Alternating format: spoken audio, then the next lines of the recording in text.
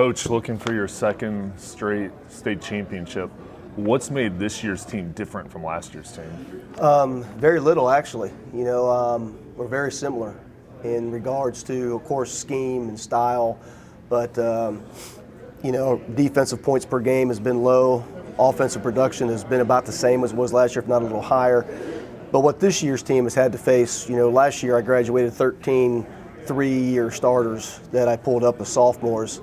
So they had been grinding for a while. So all the talk was about last year's senior class finally culminating in a state title. And then this year's team, everybody's like, well, how do you repeat that? How difficult it's going to be to replace all those people. And guys have just stepped up. They take a lot of pride, and they wanted to put their own mark, in the Tarboro history book, and they've had a great season. And I don't think we're as talented as we were last year. I mean, I graduated some really, really good athletes, but I think we're just as purpose-driven to do what we did last year. 7 shutouts on the season. What's the special key ingredient you have to make that defense so good? First of all, they're well coached top down. I mean, just the specifics of the game and the fits of where you need to be. And each young man that I coach really takes a lot of pride in doing his job. They don't get worked up in, somebody getting beat deep or somebody giving a cutback lane. They want to be exactly where they're supposed to be, so they trust each other. So when flow goes away, we don't have 11 people just crazy to the football. We've got people cut back lanes, make sure it's not a trick play, and they take a lot of pride in that. And they study film like a coach. And so they know the tendencies of the offense, they know the formations, they know the sets and what they like to do, which allows them to really get a quick read and get to the ball very quickly and then make a play. And Coach, it always seems like you have a great running back. Todd Gurley was in your program. This year you have 4 rushers, over 850 yards.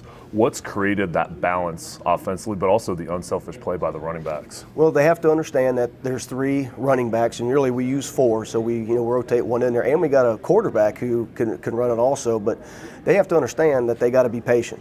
Coach Babb does a great job of making sure there is a balance in our offense. We don't want to be one running back heavy to give somebody a key to spy on us. Okay, we need to take that guy out of the game. We want to make sure that we're balanced.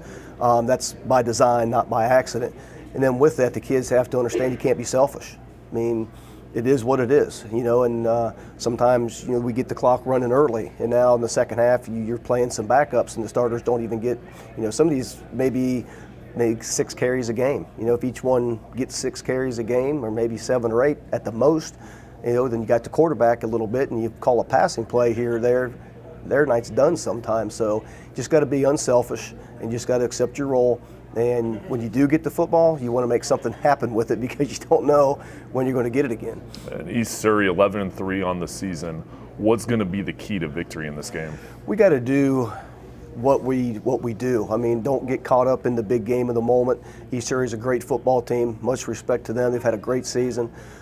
Still studying them. It's a team I've never coached against, so it's not a common opponent, which makes it difficult, but it makes it fun trying to get ready. But once again, we got to do our strength, control the offensive line, control the defensive line. You can't have the penalty, can't give them the big play. They big play teams to death, and we can't turn the ball over. So it's the same old with any game, but the bigger the game gets, the more important those become.